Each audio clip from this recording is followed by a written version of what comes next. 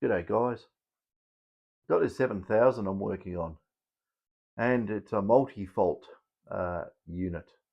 It turns on and it doesn't make a sound, just no audio whatsoever.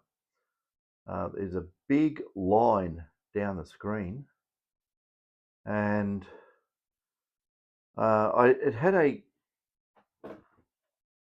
cover over the display. That's the cover off the display, and I looked at that and I said, oh yeah, it's the cover.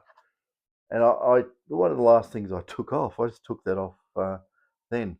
And I was thinking to myself, why has the display got this big line down basically looking at it on the right hand side? And years and years ago, back in the 1980s, I used to make LCD displays for Gilbarco, which made petrol pumps. So all those big LCD displays you see on petrol pumps, if they're still out there, I don't know, Gilbarco, I don't even know it still exists. But yeah, I made a lot of those, did all the etching on those displays, and um, coated them, etched them, and evacuated them, put the polarizing liquid in there, and sealed them up. So yeah, some displays I've been able to fix. Um, I repaired a display for a 5000. I was quoted a ridiculous, what in my opinion, I would quote, or the quote was something like around about $350 for a display, as in LCD. And I went, nah, no way. Customer would not like that. So what I did, I actually did what I know, and I heated the display up. Now what you do is you heat it up. Don't heat it up too much, you'll destroy it, but get it up to just a little bit over, I don't know, 90 degrees Celsius or something, 200 Fahrenheit. And what usually happens is that the seal breaks somewhere along the outside of the LCD and it all goes dark. And heat it up. Make sure you have it where the bad part of the display is pointing upwards. You want gravity to do the work here and make the liquid come down. And when you heat it up, the liquid may possibly expand a bit and push the air out. You've got to find out where the little hole is. Usually it's where it's all discolored. And you get it hot enough and massage it. You've got to do a lot of things to do this. Massage it, push it, and just watch it so the whole thing becomes uniform in color. And what you want to do then, you want to get some very, very quick setting glue, and where roughly you think the hole is on the side, you can see a little bead around it where it's sealed. You just get the glue and just put it there, and keep it there for a bit. 5-minute epoxy works really well, and you let it go, and hopefully it sucks a little bit into the where the hole is, but you don't want it going into the LCD because it'll stuff it. And you got to get your timing right, because 5-minute epoxy probably does go off pretty hard in 5 minutes. And then take the heat away when you think it's the epoxy is getting to the point of being ready to go hard, and it should just pull a little bit into just the glass seal on top or wherever you've got it, and usually the display should be good from there on. I've done that many a time, and that's how you fix LCD displays, even in car radios or whatever. Yeah, it's just that the seal breaks for whatever reason, age, shock, whatever, and all you do is yeah, get the air out, because once it opens or it breaks, it just expands and goes, and in goes the air, and then you can't see part of your display. So the idea is just keep the liquid in there, don't squirt the liquid out. Not that there's much in there; it's very, very small amount. It's probably a couple of mil, if anything, and yeah, just reverse it. I can't remember what the fluid is. If you actually could get the fluid, you could squeeze it really, really hard, get all the air out, stick it in a cup of that fluid and let it go. So it pulled it back in. But anyway, neither here nor there. This is about this cover. Now, you look at that, looks fine. Covered up the display of the detector. And this brings me to an interesting point. I'll just get the detector. Well, I've got it in bits at the moment, but there's your display. Okay, looks all good. But then, got the coil on. Have a look here, if you can see, telltale of water being in there.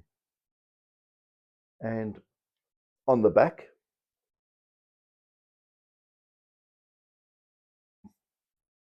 and down here, oh, you can't see there, I have to turn it around. But you can see that it's had water there. Anyway, I'll just hold it here and poke where the water is. You can see the water damage. Okay, I have to lift this up, stick it on my knee. There, along the top here, down in here. But you can see that's definitely water has reacted with something there and has left that oxide type coating. So, dear me. It's also on the front here, and there's little bits on the. I've never pulled one of these apart, these displays or head units, so I'm going to have to do that. And I'm just having a look along that where it joins, if there's any water damage. Can't tell. So at some stage this got wet, even though it's got a protective cover on it. It didn't protect it, I'd say. Water's got into this, and yeah, if you have a look down the bottom here, I don't know if you can see very well, but there's telltales of water around this part here. I don't know if that's meant to be sealed, what it is. I've never pulled one apart. I don't know. So my understanding was that these were meant to be a little bit, I don't know if waterproof is a good word to use, or water resistant is more applicable. I don't know. I didn't design it. So anyway, water has got in. And it's very hard to see, but I'm going to try and show you the mark on the LCD. I don't know if you can actually see on the camera. If I powered this up, you'd see it easy, but I've got the detector in bits, and it's very awkward. I'll just hold that there. Yeah, I don't know if you can see that. Here, there, if I get the, I don't want to get too much light on. There you go, you can see it now. See that dark patch? That actually, when you power the detector up, extends all the way down to where the buttons are. So it's a big loss of screen in that area there. So if I power that up, you just will not see a lot of the screen. So we've got two faults in this, and one is that the detector doesn't emit any audio whatsoever, and the other one is the LCD's got a big mark down it. So I just wanted to say that if they are meant to be waterproof, or you put on a protection, some sort of protection, and it gets wet, it's not going to protect where it's meant to be protecting. I think, this thing here, it's, I don't know, what is it? Some sort of, it's like what they make tents out of. And it is a cross-weaved type pattern, but I wouldn't be surprised if I actually had that like so, and I poured water in here and left it, I'd see water coming out here. So it's probably not waterproof. It's got something written on the side of it in there, so I might as well see what it actually says. See, a lot of this sort of stuff I don't use on my own detectors. Double D leather and canvas. Okay. So that's who makes it, Double D Leather and Canvas. Give them a free plug. But what you could probably do with this material, I don't know how the water got in. I've got no idea. It's just my opinion. Hang on a second. So this thing just full of dust. Velcros together. This little cover. Oh dear me. Got half the goldfield in there. Oh, look at there. You've got seeds and all sorts in there, and hair and yeah, okay. Now, how's water get in? I don't know. Through the stitching? Don't know. Some sort of capillary action? Don't know. But I would say this sort of thing is probably more like a light rain guard or something of that nature. I don't think it's meant to be you go detecting in a torrential downpour, and hopefully water doesn't get your detector, because it does. I'm not saying this is a bad idea. It's probably a good idea, but maybe after you get rained on, yeah, you can see white in there. After you get rained on, maybe you take this off the detector and dry it with a towel and put this out to dry somewhere. But yeah, I can see it. It's actually water's got into it. Who knows? I don't know. Maybe this was stored upside down and water in that way. I don't know. Not my detector. It wasn't there when it happened. But I can see the end result of what's happened. So yeah, it's definitely had water get inside it. Now the whole thing is, has the water eaten away at some connections in there? Uh, and I don't know. Can I repair this display? Again, at this stage, I don't know. Um, if I was quoted $350 for a GPX 5000 display, I wonder what this one will be quoted at. It might be very, very, very expensive. So, in that regard, I'm going to try and repair it, just using the methods how, basically, akin to how I used to manufacture LCD displays. So we'll see what can happen with this, and hopefully it hasn't eaten off the conductive etchant off the back of the glass. If it's done that, it's not much you can do. You could probably try and get some conductive silver paint. They make conductive silver paint. You get a conductive silver paint pen.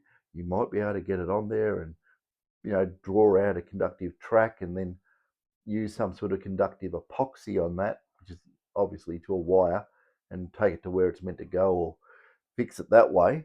But this will be a bit of a job, and I might do this in a few different videos, like this bit, and then I'll pull it apart and I'll just check it out, just see if I can make a video about how to repair it, if it's repairable.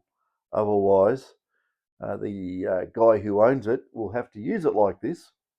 I've still got to fix the main unit yet, or you have to fork out an absolute fortune. By the way, if any of you people out there have any detectors like the later ones, that let's put it this way: if you put it behind your car and accidentally ran over it and stuffed it, right, or you've dunked it in a puddle and it doesn't work anymore, don't throw them out. I can use parts off them. So if you want to do a deal on your broken detectors, let me know, because unless you want it fixed, we can fix them within reason. Not if the CPU's stuffed, or you've put on an X coil and wired up your dongle wrong and blown up the data handshake devices within. That's something that normally is not repairable by me. I can't do that. I don't have the code to reprogram those little I2C chips with the correct handshake algorithm. So I don't even. I think from what I believe, and this is just hearsay, that Minelab frown upon people putting X coils on their detectors and blowing them up.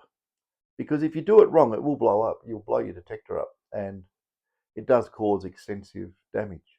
I've seen them. I've opened them up. I've seen the 5-volt power regulator for that part of the circuit burnt like a crispy, and takes out the data side of things as well. You can cause a lot of damage. So I don't know why. In my opinion, I don't know why people bother trying to put. Well, you know, it's such a dangerous thing to do. It is. It's not like, if you know what you're doing, it's not dangerous to do. But if you do it yourself and you just get one wire, you shove the positive up the data or something like that, well, you're going to destroy your very expensive detector. So I don't know. Horses for courses. Gold's a funny thing and does funny things to people. You want that extra a millimeter of depth or whatever you're getting, well, yeah, go for it. But there's always risk involved if you do it yourself. So anyway, I'll leave it there. I'll pull this thing to pieces, and I'll see if I'll do a video on the LCD display if it's recoverable or not. And if it's recoverable, I'll just video the process of fixing it, because obviously, what I can see, and in my humble opinion, it's not waterproof. I don't know if it's meant to be, but it's not. So yeah, I don't know what that is. Meant to be tight, it's loose. To me. Okay, I'll pull it apart and see how we go.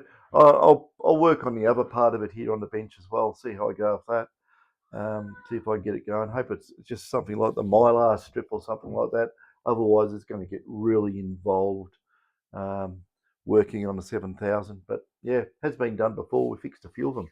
So we'll keep on going, and see you in the next video.